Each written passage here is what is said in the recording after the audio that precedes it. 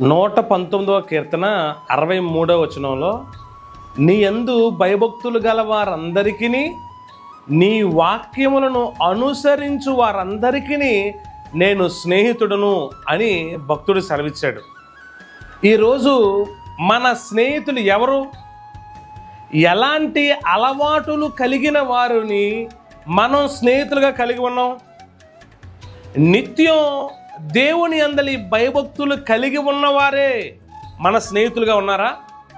దేవుని వాక్యాన్ని అనుసరిస్తూ దేవునికి సంతోషాన్ని తీసుకొస్తూ దేవుణ్ణి ఆరాధిస్తున్నవారే మన స్నేహితుల జాబితాలో ఉన్నారా? లేకపోతే లోకస్తులు మన స్నేహితుల జాబితాలో ఉన్నారా? మనం అలాంటి వారికి స్నేహితులుగా ఉంటే మనం పాడైపోతాం. దేవుని లేఖనం ఇలా సెలవిస్తూ ఉంది, చెడ్డ స్నేహం మంచి నడవడిని చెరిపేస్తుంది.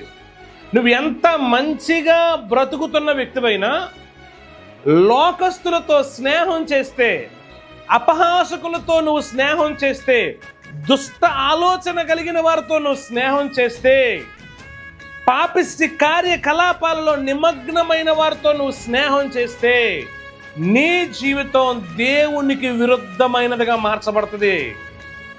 నీవు శ్రేయస్కరమైన స్థితికి ఎప్పటికీ చేరుకోలేవు. ఇక్కడ భక్తుడు సెలవిస్తున్నట్టుగా మన స్నేహితులు, మనం ఎవరికి స్నేహితులుగా ఉండాలి అని అంటే దేవుని యందలి భయభక్తులు కలిగిన వారికి, అలాగే ఆయన వాక్యాన్ని అనుసరించే వారికి మనం స్నేహితులుగా ఉండాలి. ఒకవేళ చెడ్డ స్నేహాలు ఎప్పటికి కలిగి ఉంటే దాన్ని ఈ క్షణం నుంచే విడిచిపెట్టేద్దాం. భక్తిపరులతో స్నేహం చేద్దాం. దేవుని దీవెన మనకు సమృద్ధిగా కలుగును గాక.